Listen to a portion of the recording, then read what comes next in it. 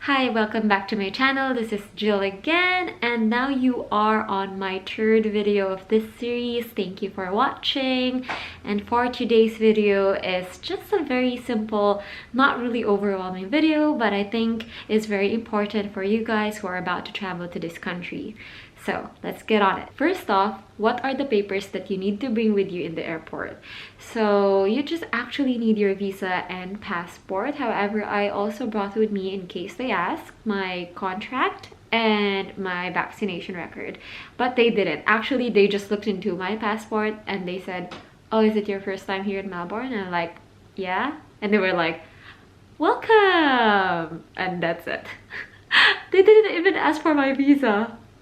I think they have it in their system anyway, so yeah, that's it. Secondly is bring yourself 2 weeks long set of clothes. So this is because when I transferred to New Zealand, I'm not sure if the Airbnb that I booked, well, actually it has a washing machine available, but you're really not that sure if it's working or not. So just to save yourself the hassle, in case that you find yourself that you're living away from the laundromat, or your washing machine isn't working, or it's not available at all, then at least you still have 1 more week of fresh clothing, and it's just gonna give you enough time and one less thing to think about as you settle yourself in your first few weeks in the country.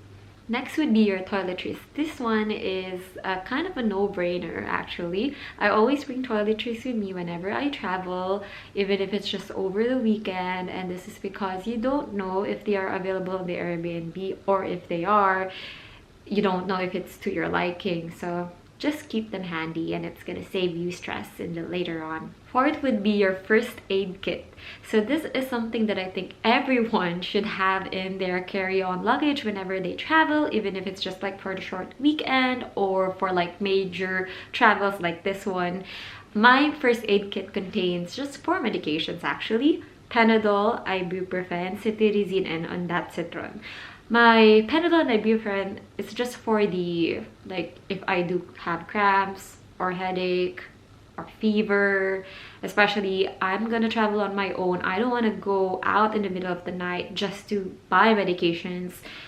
Especially, I am unfamiliar of the area that I will be going to. Ondansetron, on the other hand, helps me whenever I get travel sickness, nausea, lightheadedness.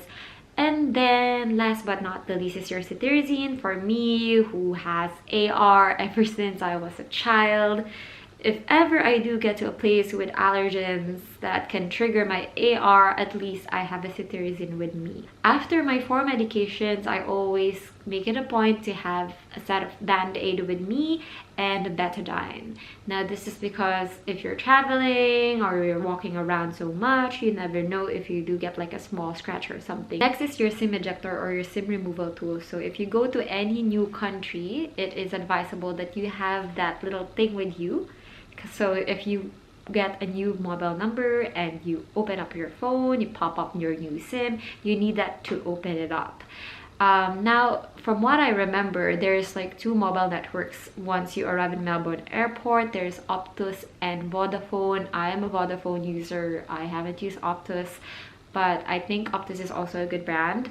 Yeah, once you go there, you can just do walk-in and buy a SIM card. Now this SIM card, it comes with a SIM ejector, but it's pretty hard to remove it from the case for some reason. So the shops do have like a loose SIM ejector that they can lend to you. However, if you do come in a very busy time of the day, it's gonna take a while for you until you open up your phone. So just to be efficient, just bring your own SIM ejector. It's not that heavy. It's a very small thing. So yeah. Alrighty, halfway there. Next is cash. Now, the amount, it depends on how much you're gonna spend on your first few weeks here, but you can bring up to 10,000 AUD, otherwise you need to declare it. Now, I prefer to spend in cash personally because it's cheaper. Otherwise, if you use your card, like the Visa cards or international cards, whatever, it's much more expensive because they do have like international surcharge. There you have it. So on the travel day, remember to bring with you your little tote bag with all the little things that we talked about earlier, and your most comfortable footwear, because you know the travel day is not only emotionally stressful but also physically demanding as well. So you got this, guys. Aja aja fighting. Yeah.